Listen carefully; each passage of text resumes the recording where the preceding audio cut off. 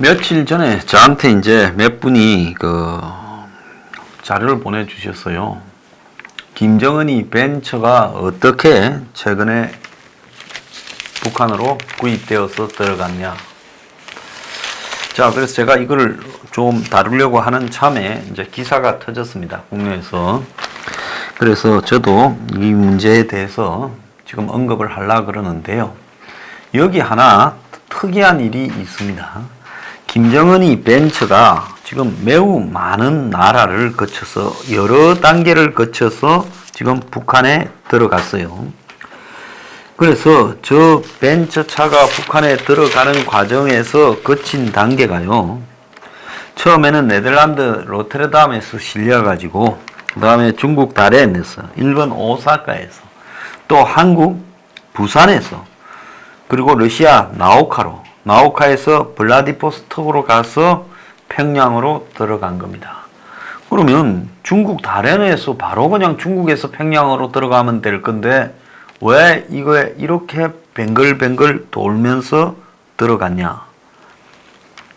자, 그거는 북중 국경지대에 만약에 중국 다롄에서 북한으로 들어갈 때 들킬 수 있는 부분을 우려했다고 봅니다. 그러면 블라디보스톡에서 평양으로 들어가는 부분은 안 들켰냐? 그것도 들킬 수 있는데 북중 국경과 러중 국경에 좀 차이가 있다. 그래서 상대적으로 느슨한 러시아로 이렇게 하기 위해 했다. 그럼 그거는 좋다. 그런데 중간에 그러면 차라리 중국 다롄에서 나우카로 바로 가면 되지. 왜 일본의 오사카와 부산까지 들렀나?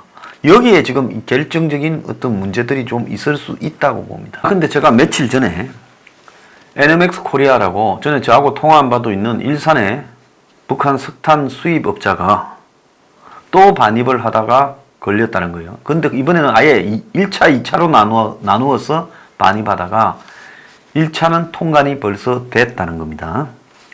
그래서 지금 조사 중에 있다는 거고 또 다른 건으로 참 그 사람 저한테 전화해서 말하는데 뻔뻔한 겁니다. 자, 그런데 그걸 실어 날랐던 선박의 소유주가 두 번째 대북 제재를 위반한 의혹을 받고 있다. 자, 그 선박은 DN5505입니다. 배 이름이요.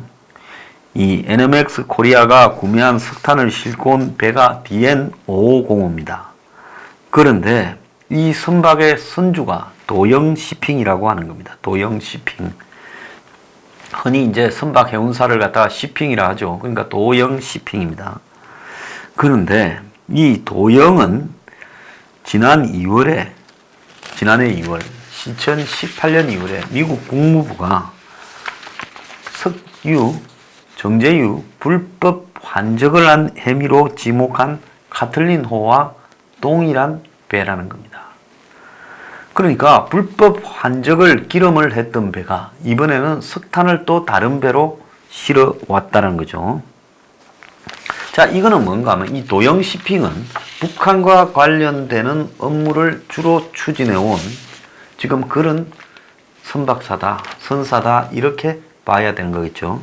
그래서 상식적으로 왜 저 배가 일본하고 한국에 들렀나?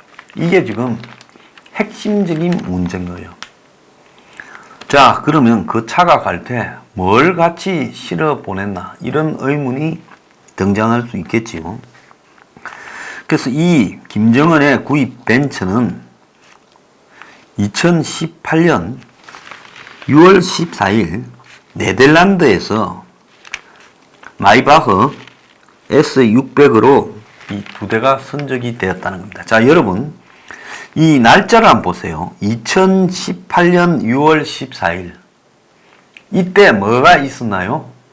2008년 6월 12일이 싱가포르 미북 정상회담이 있었습니다. 그야말로 북한하고 미국하고의 관계가 절정이었고, 자, 그때는 북한이 이런데 응해준 대가를 누구한테 받을 수 있는 최적의 타이밍이었습니다. 그래서 제가 계속 여러분한테 이야기해온 거는 김정은이가 절대로 공짜로 움직이는 인간이 아니고 북한이라는 체제 자체가 저거 하레비 때부터도 공짜로 움직이지는 않았다. 남측하고 뭘 하면 반드시 받아서 땡겼다. 그렇다면 김정은이 지금 나중을 믿고 공짜로 저렇게 해주겠느냐. 그런데 싱가포르 회담 이틀 뒤에 배가 실렸습니다. 그리고는 7월 31일 중국 다롄에 도착을 했고요. 그래서 다른 화물선으로 바꿔 실었습니다. 자, 그런데 마이바흐 S600이라는 것은 한때 한국에도 3대 있다, 4대 있다라는 부분입니다. 자, 근데 이 마이바흐 S600이 그냥 S600이 아니라 풀만 가드입니다. 이 풀만 가드라는 것은 가드가 뭡니까? 방탄 이런 뜻이잖아요. 그러니까 벤처 S클래스 중에 최고 비싼 별도의 브랜드처럼 취급되는 게 마이바흐라고 합니다. 근데 이 마이바흐 S600이라는 거는 그 자체로는 한 3억 4,5천 하는데 이게 풀만 가드라고 해서 풀만이라는 방탄 공장에 들어가서 거기서 방탄을 이렇게 갖추고 나오게 되면 그때는 얼마인가 하면 가격이 10억도 훨씬 넘어가는 엄청난 가격입니다. 그래서 보통 벤처, 메르세데스 이렇게 같이 부르는데 이 마이바흐부터는 메르세데스 마이바흐 S600 풀만 가드 이런 식으로 불리는 차량인데요. 이 차는 1년에 한 10대 정도만 생산되고 무게만 해도 5톤이 넘는다고 합니다. 그래서 독일 최고 수준의 방탄 능력을 갖고 있는 차고요. 유리도 여러 장으로 코팅되어 있어서 이렇게 구멍이 안 나고 타이어도 펑크가 나도 계속 시속 100km까지 달릴 수가 있다라는 차인데요. 마력이 523마력이나 나오는 차입니다. 그런데 이 차가 화제가 된 것은 결국은 문재인이 9월 달에 평양에 갔을 때 9.19 김정은과 함께 탔던 메르세데스 마이바흐 S600 풀만 가드 개조 차량이 주목을 받았습니다. 문재인과 같이 타게 되면서요. 그래서 유엔 안보리가 이 차가 어떻게 북한에 갔는지를 조사해 보겠다. 그래서 그때 당시에 문재인과 김정은이는 평양에서 이 차를 타고 카 프레이드를 했고요. 안보리는 사치품을 금지시켰는데 2013년에는 고가의 자동차도 지금 대상 품목에 포함시켰는데 어떻게 이게 북한에 들어갔는지 의문이다라는 겁니다. 자, 그래서 이번에 미국의 민간단체 선진국방연구센터 추적으로 이게 드러났다 하지만은 보통 미국에서 하는 일은 이런 거를 추적하는 것은 누가요? CIA가 하죠. 그래서 CIA가 밝히면 지금 북한하고의 관계에서 어떻게 되겠습니까? 꼬이죠. 김정은이가 너네들 죽이려고 그러는데 안 해. 이럴 거 아닙니까? 그러니까 미국이 쓰리 쿠션으로 누구를 줍니까? 민간 싱크탱크를 줘서 이런 거를 공개시키는 거예요. 자, 그러면 미국이 이 타이밍에 이걸 공개한 것은 어떤 의미가 있겠습니까? 북한의 김정은만 겨냥한 것이냐? 아니면 이 차가 습득되는 경위에 제3자가 저거 지돈 주고 살 놈이 아니잖아요. 그러니까 누가 사줬다. 누가 사줬는가 하는 문제를 갖다가 이제 압박하기 위해서 이걸 지금 공개한 겁니다. 그런데 문재인이 평양 갔을 때 김정은이가 그때 산지 얼마도 안 되는, 그러니까 2018년 북한에 도착한 것이 10월 7일이에요. 자, 그래서 이게 언제 북한에 갔느냐, 누가 사줬느냐 하는 문제가 등장하는데, 작년에 문재인이 갔을 때, 평양에 갔을 때 김정은의 이 마이바흐 S600 풀만 가드가 굉장히 화제가 되었습니다. 그런데 지금 나오고 있는 이 S600 풀만 가드의 북한 도착은 문재인이 방문 이후에라고 지금 또 나오고 있어요. 자, 그래서 그때 지금 회담을 하면서 우리가 처음 본 게 9월 18일입니다. 그런데 이번에 공개된 이 북한의 지금 김정은이 타고 다니는 S-600 풀만 가드의 도착 날짜는 작년 10월 7일 이후라는 거예요. 그러면 벤처가 도대체 몇 대를 사줬냐? 이런 지금 의문이 나오고, 이번에 이렇게 사준 벤처 2대 이외에 9월 18일 날 문재인과 김정은이가 평양에서 탄 S-600 풀만 가드는 또 별개의 차다, 이렇게 봐야 될 것 같습니다. 그래서 그때도 이 풀만 가드가 어떻게 지금 김정은한테 들어갔냐 문제가 있었는데, 올 3월 달에 이런 보도를 보면 작년 7월 달에 폼페이오가 북한을 방문했을 때 롤스로이스 차량이 보였다는 거예요. 그래서 김정은이가 벤처 S-600 다수 그리고 롤스로이스 같은 이런 고급 차들을 어떻게 북한에 확보할 수 있었을까? 이런 부분에 대해 대북 제재 위반으로 지금 유엔이 조사 중이다, 이런 이야기가 계속 나왔습니다. 자, 그런데 이번에 2대는 또 문재인, 김정은이가 탔던 그 벤츠 S-600 풀만 가드하고는 또 다른 2대가 지금 들어갔다는 거예요. 그래서 일정을 보면 2018년 6월 14일 날 네덜란드에서 싣고 7월 31일 날 중국 다롄에 도착해서 다른 배로 이렇게 갈아타고 9월 18일 날 일본 오사카에 도착해서 다른 화물선으로 또 옮겨 싣고, 그리고 또 9월 30일 날은 부산항에 도착해서 토고 국적의 화물선 DN505, 이게 지금 오늘 제가 이야기하는 도영 시핑의 배로 이렇게 다시 환적을 하고, 당일 출항을 하면서 자동 승박 식별 장치를 껐다고 합니다. AIS를요. 그러고는 이 도영 505가 곧바로 10월 5일 날 러시아 나오카 항에 도착해서 다시 AIS를 켰는데 11월 1일 날 배는 포항에 있더라는 겁니다. 그러니까 10월 5일 날 이제 내려주고 나오카에, 그러고는 한 달 동안에 켜지 않다가 다시 켰을 때는 11월 1일 포항에서 켜졌다는 거예요. 이거는 간첩선이죠. 도영 시핑이 운영하는 가트린이나 505호는요. 그런데 10월 7일 날 블라디보스토크에서 고려항공 화물기로 평양으로 이 벤처차가 들어갔다라는 겁니다. 그래서 1월 31일 날 평양에서 이 차가 포착이 되었고, 2월 베트남을 방문할 때 이 차를 탄 걸로 지금 추정이 되고 있습니다. 네. 일본, 한국, 중국, 러시아를 넘나드는 제가 봤을 때는 불법 환적 그리고 석탄 밀수단이 다 한 패거리라고 저는 보고 있습니다. 거대하게요. 그래서 일본의 미노 로지스틱스라는 데가 한국 미노 로지스틱스에 화물을 보낸 걸로 되어 있다는 겁니다. 지금 일본 오사카에서 부산에 올 때는요.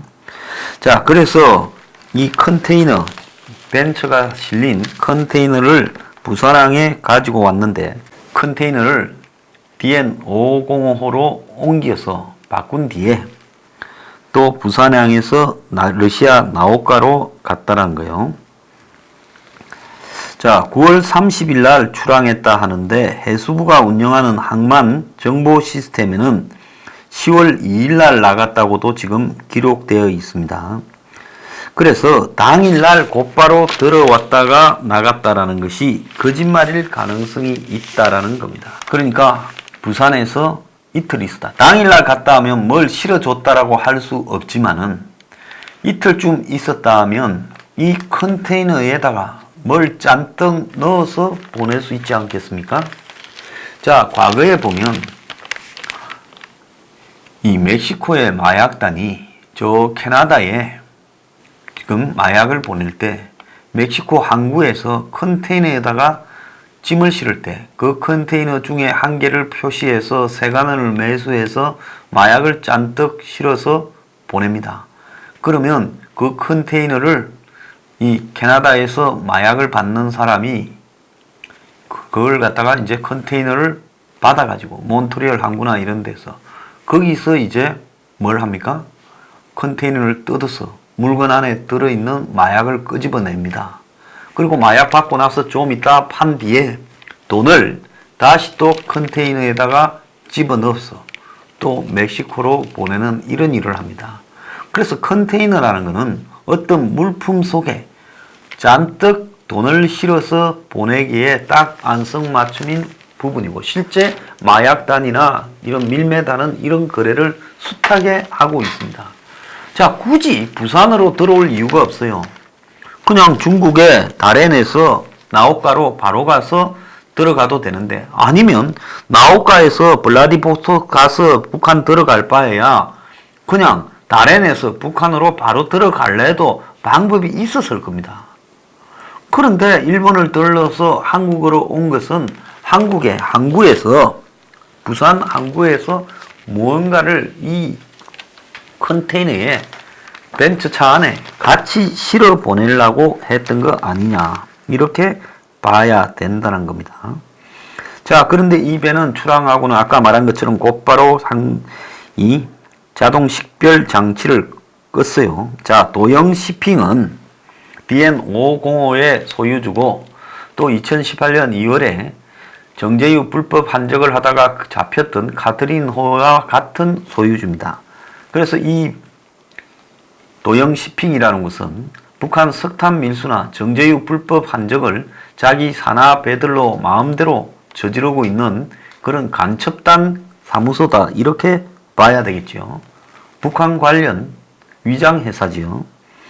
그래서 이 도영 시핑의 DN5505는 김정은 차량을 운반한 넉 달 후 지난 2월 달에 러시아에서 북한 석탄 3217톤을 싣고 포항으로 들어와서 그 때문에 지금 조사를 받고 있는 겁니다. 전번에 문제된 와이즈 어니스트호 말고 작년 10일 달에도 1차분으로 벌써 석탄을 받았다는 겁니다.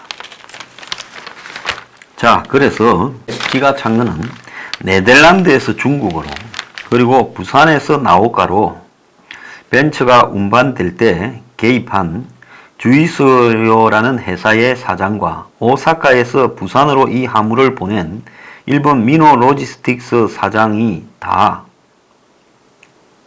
송모라는 동일 인물이라는 거예요. 그러니까 이 배를 복잡하게 항구 들러서 왔지만은 정 과정에는 송모라는 이 한국인이 개입돼 있었다는 겁니다. 그러니까 일본 미노 로지스틱스의 대표 A씨와 주이소요 사장 송씨의 주소지도 같았다는 겁니다. 그래서 이 회사들이 모종의 관련성이 있다는 거고, 자, A씨는 일본 통신과의 인터뷰에서 북한으로 가는 것을 몰랐다 하지만 이거는 거짓말이죠. 그러니까 중간에 모든 과정들을 다 이 배달해준 사람은 여러 회사 이름을 썼지만은 동일인이다라는 겁니다. 그것도 한국인이라는 겁니다. 뉴욕타임스는 도영 시핑의 소유주가 분명하지는 않으나 각종 자료나 인터뷰로 볼 때 러시아 기업가인 다니일 카차추크와 밀접한 관계를 가지고 있는 걸로 보이고, 배는 국적이 아프리카 토고지만은 실제 주인은 러시아고, 이 도영 쇼핑의 소재지는 마샬 제도에 있다는 거예요. 그러니까 국제 유령 간첩단 배지요. 자, 그래서 포항에서 이 DN5505의 통관 업무를 대행했던 AIP 코리아 관계자는 도영 쇼핑을 러시아에서 러시아 선주가 운영하고 근로자들 또한 러시아인이 대부분이다라고 했는데, 해경은 지금 국내에 있는 DN5505를 출국 금지시키고 있다고 합니다. 이래야지, 안 그러면 또 눈이 있는데 또 좀 있으면 풀어주거나 고철로 팔겠죠. 자, 그래서 이 DN5505가 싣고 온 이 석탄의 최종 구매자가 아까 말한 에너맥스 코리아라고 하는 고향에 있는 사장이죠. 제가 통화했습니다. 시핑은 1차로는 가드린홀을 통한 정제유 불법 한정, 2차로는 NMX 코리아와의 1차, 2차에 두 차례 걸친 석탄 밀수, 그리고 세 번째로는 이 메르세데스, 벤츠, 또 북한 운반, 세 번의 지금 위반을 한 회사입니다. 자, 그래서 제가 집요하게 이야기한 어제 국회에서도요, 제가 이 도영 시핑과 DN5505호의 문제에 대해서 지적을 했습니다. 과연 한국은 여기에서 무관하고 한국 정보기관은 무관하냐? 만약에 한국 정보기관이 몰랐다면 서훈 국정원장은 물러나야 돼요. 무능으로. 그렇잖아요. 도영 시핑이라는 존재를 몰랐고, 가드린호나 DN5505의 존재를 몰랐고 벤츠 사주는 걸 몰랐다면 무능해서 물러나야 되고요. 알았다면 지금 정보기관이 배후에 있다라고 될 수가 있는 겁니다. 그리고 한국 정부는 여기에 완전 자유로울까요? 자, 우리나라를 중심으로 온갖 행태의 북한에 대한 밀수, 밀무역, 호화 사치품 전달, 석탄, 정제유 등이 왔다리 갔다리 난리를 치고 있었습니다. 내가 이 문제를 그렇게 이야기할 동안에 다들 무관심하더만요. 이제 김정은이 벤츠가 북한의 밀무역 라인으로 들어갔다라고 하니까 이제 언론들이 보도하고 자빠졌습니다. 참 기가 찬 일이 아닐 수 없습니다.